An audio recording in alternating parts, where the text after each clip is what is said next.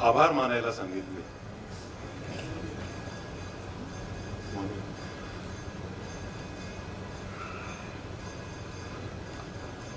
हा आभार कोणाकोणाचे, किती जणांचे आणि केव्हापासूनचे मानावे असा मी मगाशी बसल्या बसल्या विचार करत होतो. कारण शिवसेना किंवा शिवसैनिकांचे आभार मानणं हा एक सुखद भार मी गेली 55 वर्ष माझ्या बरोबर कॅरी करतोय किंवा सांभाळून घेतलाय. 55 वर्ष मी असं म्हणालो कारण ज्या वेळेला मी साधारण 3-4 वर्षाचा होतो, येरवडा जेलमध्ये बाबा होते, त्यांच्याबरोबर माननीय बाळासाहेब होते आणि दत्ताजी साळवी होते. बाहेर दंगल पेटली होती आणि आई, माझी आई आणि माझ्या आजीला धीर देण्यासाठी दिवस रात्र दिवाकर रावते, अशोक प्रधान असे असंख्य शिवसैनिक तिथे घरी आमच्या दिवस रात्र हजर असायचे.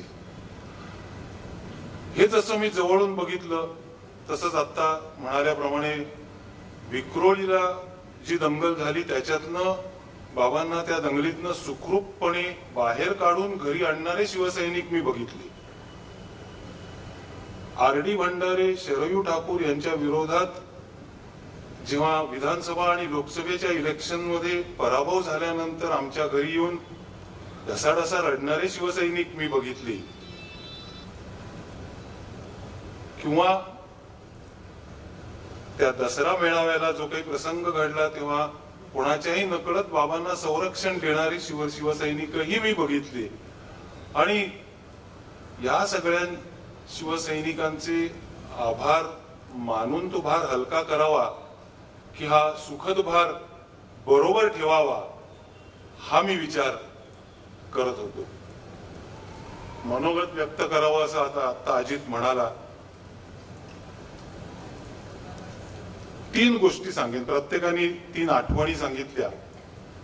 3 गोष्टी सांगेन आणि ज्या कुठेही अशा काही छापून आलेल्या नाहीयेत किंवा कुठे भाषणांमध्ये बोलल्या गेल्या पण नसाव्यात. या गोष्टी सांगण्याचं कारण याच्यातनं बाबांची श्रद्धा, निष्ठा, विश्वास, प्रेम किंवा संस्कार दिसून येतात.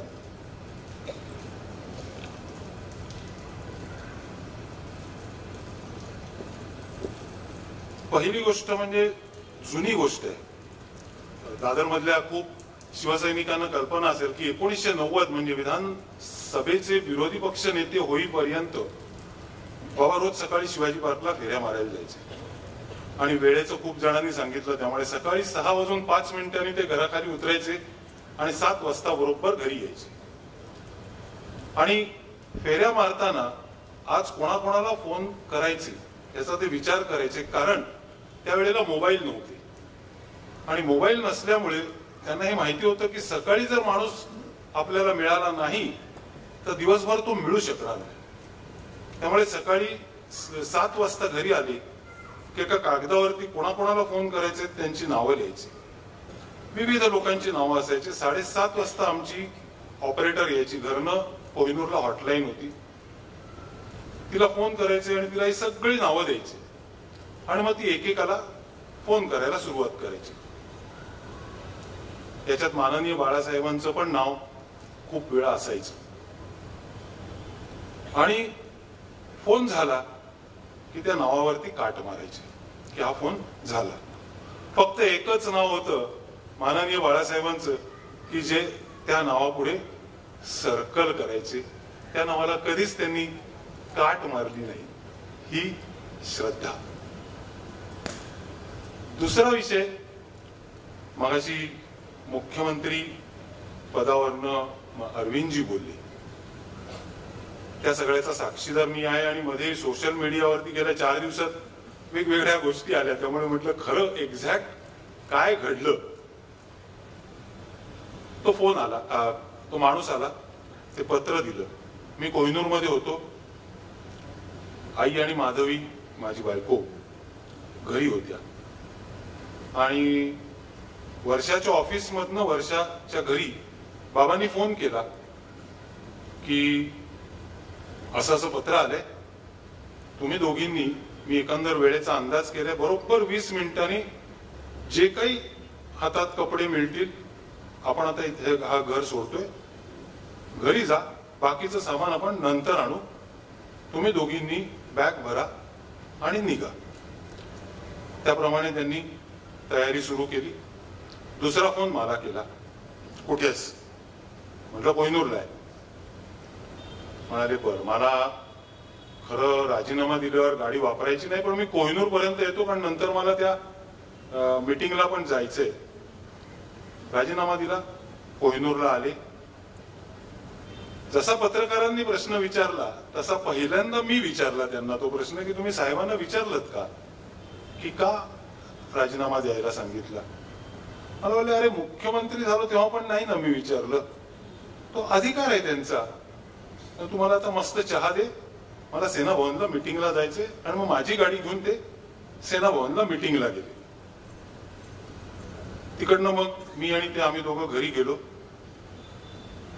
माधवी, आई, माझा मुलगा अगदी लहान होता आणि घरात 2 काम करणारे असे घर साफ करत होते, झाडलोट करत होते, कारण अचानक गेलो होतो. आणि पहिली काळजी गेल्यावर आमच्या लक्षात आली की घरात गॅस सिलेंडर नव्हतं, जेवण कसं करायचं. आणि हे जेव्हा आई बोलली त्याच क्षणाला बेल वाजली आणि नलू वहिनी म्हणजे मिसेस दिवाकर रावती त्या डबा घेऊन आल्या होत्या. आणि असे ते पुढचे सिलेंडर येईपर्यंत म्हणजे 2 दिवस हा डबा सकाळ आणि रात्रीचा आमच्या घरी येत होता. आता ह्याचे आभार मानावे का? कसं शक्य आहे? हे मानूच शकत नाही आम्ही आभार. तर हे करत असताना दुसऱ्या दिवशी त्यांनी सकाळी उठल्यावरती आम्हाला सांगितलं की मी आता मंत्रालयात जातोय, सगळ्या अधिकाऱ्यांना मी बोलवणार आहे आणि त्यांना माझ्याबरोबर काम केल्याबद्दल मी धन्यवाद सांगणार आहे. तुम्ही वर्षावरती जायचं आणि संध्याकाळी 7 वाजेपर्यंत सगळं घर रिकामं करायचं आणि कुठच्याही परिस्थितीत 7 वाजता घराचा ताबा हा सरकारला दिला पाहिजे. साधारण आमच्या प्रत्येक फॅमिलीच्या आजूबाजूला मुख्यमंत्री असल्यामुळे 5-50 लोक असायची. त्या दिवसापासून बंद झाली होती, कोण नव्हतं. मिलिंद आणि आमचे 16 मित्र असे आम्ही 2 ट्रक घेतले, वर्षावरती गेलो.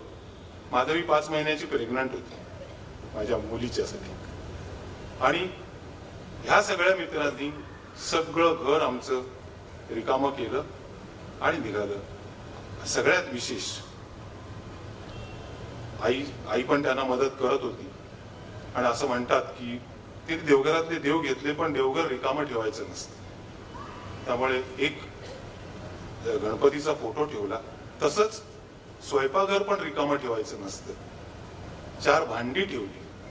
आणि त्याच्याही पेक्षा महत्वाचं, त्या वर्षा बंगल्यामध्ये जो हॉल होता ज्याच्यात माननीय बाळासाहेबांचा फोटो होता तो तिथेच ठेवला, कारण शिवसेनेची सत्ता गेली नव्हती, फक्त आम्ही घराबाहेर पडलो. तो पण फोटो ठेवला. या गोष्टी ठेवल्या आणि आम्ही सगळे परत आलो. हे संस्कार. आणि तिसरी अगदी लेटेस्ट म्हणजे 22 तारखेला रात्री 23 तारखेला पहाटे फेब्रुवारीच्या बाबांचं निधन झालं. बरोबर 9 महिन्यापूर्वी 22 मेला पहिला त्यांना ब्रेन स्ट्रोक चा पहिला अटॅक आला. कोहिनूरलाच ऑफिसमध्ये होते, त्रास सुरू झाला. मी फोर्टमध्ये होतो. ऑफिसमधनं फोन आला. माधवी आणि माझी दुसरी बहीण त्या दोघी, ती पुण्याला असते, ती होती नशिबाने तिथे, दोघी जणी गेल्या. त्यांनी सांगितलं मला काहीतरी होत आहे. त्या दोघींनी इमिजिएट बाकीच्या सगळ्या तुमच्या सहकार्याने त्यांना हिंदुजामध्ये नेलं. हिंदुजामध्ये इमर्जन्सी वॉर्डमध्ये नेल्यावर डॉक्टर साठे खूप जणांना माहिती असतील. त्यांनी सांगितलं की सर हे जरा प्रकरण गंभीर दिसते आपल्याला, पण त्यांची शुद्ध हळूहळू हळूहळू हरपत होती, म्हणजे अर्धवट शुद्धीतच होते.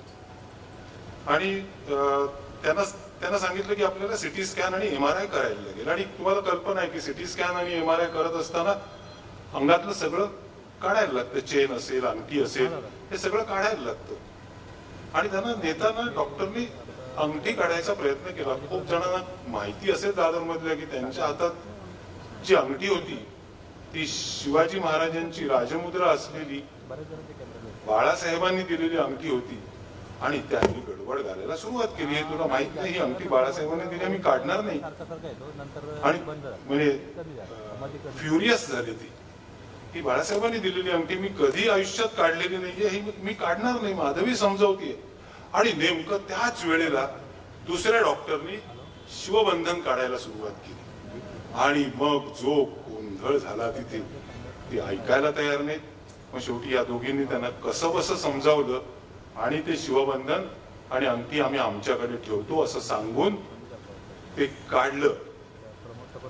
ही निष्ठा आणि ही श्रद्धा, या 3 गोष्टींमध्ये त्यांचा प्रवास आणि त्यांच्या शिवसेना आणि शिवसैनिकांवरती असलेलं प्रेम, श्रद्धा, निष्ठा, विश्वास आणि त्यांनी केलेले, त्यांच्यावर केलेले आणि आमच्यावर केलेले संस्कार हे दिसून येतात. या 3 गोष्टी कुठेही आल्या नव्हत्या. यामुळे मी आज या कार्यक्रमाच्या, श्रद्धांजली कार्यक्रमाच्या निमित्ताने सांगितल्या. शेवटी एकच की तुम्ही सगळ्यांनी बाबांना खूप प्रेम दिलं. असंच प्रेम आम्हा कुटुंबियांवरती राहू दे आणि असंच प्रेम आम्हा कुटुंबियांना देत राहा, हीच प्रार्थना. जय हिंद, जय महाराष्ट्र.